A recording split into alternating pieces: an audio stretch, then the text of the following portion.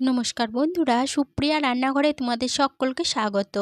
বাড়িতে মাছ, মাংস, ডিম, সবজিপাতি না থাকলে পাঁপড় দিয়ে এইভাবে রেসিপি বানিয়ে খেয়ে দেখো, গরম ভাতের সাথে খেতে জাস্ট অসাধারণ লাগে। তাহলে চলো বন্ধুরা, দেখে নেওয়া যাক আজকের রেসিপিটা কিভাবে বানানো হয়। রেসিপিটা বানানোর জন্য এখানে নিয়েছি 6 পিস পাঁপড়। এখানে আমি আমার রান্নার প্রয়োজন মতো 6 পিস পাঁপড় রান্না করছি, তবে তোমরা তোমাদের রান্নার প্রয়োজন অনুযায়ী পাঁপড়ের পরিমাণ বাড়িয়ে বা কমিয়ে নিতে পারো। পাঁপড় একটা সাইডে সরিয়ে রেখে দিলাম। এদিকে দুটো বড় সাইজের পেঁয়াজকে ঠিক এইভাবে লম্বা করে কেটে জল দিয়ে ধুয়ে রেখেছি। পেঁয়াজটাও একটা সাইডে সরিয়ে রেখে দিলাম। এরপরে গ্যাসের ওভেনে একটা কড়াই বসিয়ে গ্যাসটা অন করে কড়াইয়ের মধ্যে দিয়ে দিলাম পরিমাণ মতো সরষের তেল। তেলটা ভালোভাবে গরম হয়ে যাওয়ার পরে তেলের মধ্যে পাঁপড়গুলো আগে ভেজে নেব। তার জন্য দেখো, তেলের মধ্যে পাঁপড়গুলোকে ঠিক এইভাবে ভেজে নিচ্ছি। একে একে সমস্ত পাঁপড়গুলো আমার ভেজে নেওয়া হয়ে গেছে। এরপরে এই পাঁপড়গুলো তেল থেকে তুলে নিয়ে ওই পাঁপড় ভাজার তেলেই আবারও দিয়ে দেব 1 চামচ সরষের তেল। এরপরে তেলে ফোড়নের জন্য দিয়ে দেব সামান্য পরিমাণ গোটা জিরে, একটা শুকনো লঙ্কাকে কেটে দিয়ে দিলাম। এবার ফোড়নগুলো ভালোভাবে ভেজে নেব। ফোড়ন ভালোভাবে ভেজে নেওয়ার পর ফোড়ন থেকে যখন সুন্দর গন্ধ বেরোতে শুরু করে দিয়েছে, তখন যে পেঁয়াজগুলো কেটে রেখেছিলাম সেই পেঁয়াজগুলো তেলের মধ্যে দিয়ে দিলাম। এবার মিডিয়াম ফ্লেমে পেঁয়াজগুলোকে একটু সময় ধরে নেড়ে চেড়ে ভেজে নিচ্ছি। আর পেঁয়াজগুলো ভাজা হতে থাক, সেই ফাঁকে মশলাটা রেডি করে নেব। তার জন্য এখানে একটা বাটির মধ্যে দিয়ে দিলাম 1/2 চামচ জিরে গুঁড়ো, 1/2 চামচ ধনে গুঁড়ো, ঝালের জন্য দিলাম খুব সামান্য পরিমাণ ঝাল লঙ্কার গুঁড়ো, 1/2 চামচ হলুদ গুঁড়ো, 1/2 চামচ কাশ্মীরি লঙ্কা গুঁড়ো দিয়ে দিলাম। এরপরে দিয়ে দিচ্ছি 1 চামচ চিনি।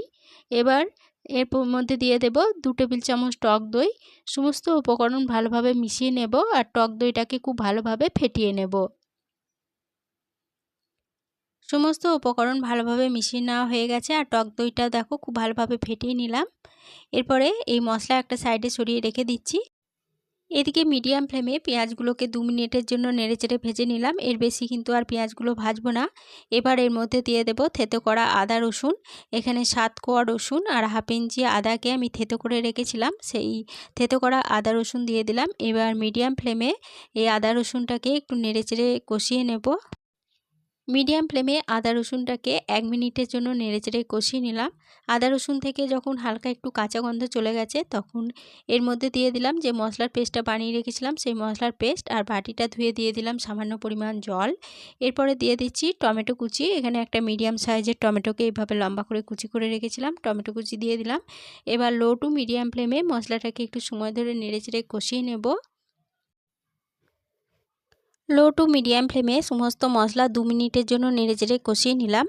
এরপরে গ্যাসের ফ্লেমটা একদম লোতে করে দিয়ে এর মধ্যে একটা ঢাকা দিয়ে দেব। ঢাকা দিয়ে লো ফ্লেমে মশলাটাকে একটু সময় ধরে কষিয়ে নেব। লো ফ্লেমে মশলাটাকে 2 মিনিটের জন্য ঢাকা দিয়ে রেখে দিয়েছিলাম। মশলা থেকে দেখো সম্পূর্ণ তেল ছেড়ে দিয়েছে। মশলাটা কিন্তু খুব ভালোভাবে কষানো হয়ে গেছে। এরপরে এর মশলার মধ্যে পরিমাণ মতো লবণ দিয়ে দিচ্ছি। লবণটা দিয়ে দেওয়ার পরে মশলাটাকে আবারও 1 মিনিটের জন্য নেড়েচেড়ে কষিয়ে নিচ্ছি। লবণটা দেওয়ার পরে মশলাটাকে আবারও 1 মিনিটের জন্য নেড়েচেড়ে কষিয়ে নিলাম।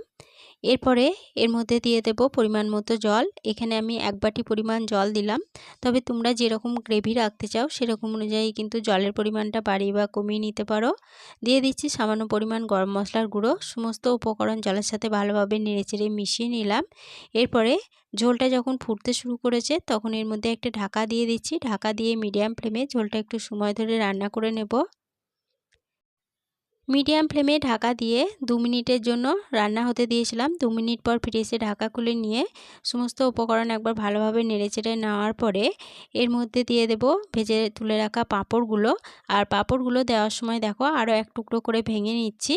ঠিক এইভাবে একটু টুকরো করে পাঁপড়গুলো দিয়ে দিচ্ছি। একে একে সমস্ত পাঁপড়গুলো দিয়ে দিলাম। এরপরে এই ঝোলের সাথে পাঁপড়গুলোকে একটু ভালোভাবে ডুবিয়ে নিচ্ছি। ঝোলের সাথে পাঁপড়গুলোকে ভালোভাবে ডুবিয়ে নিলাম।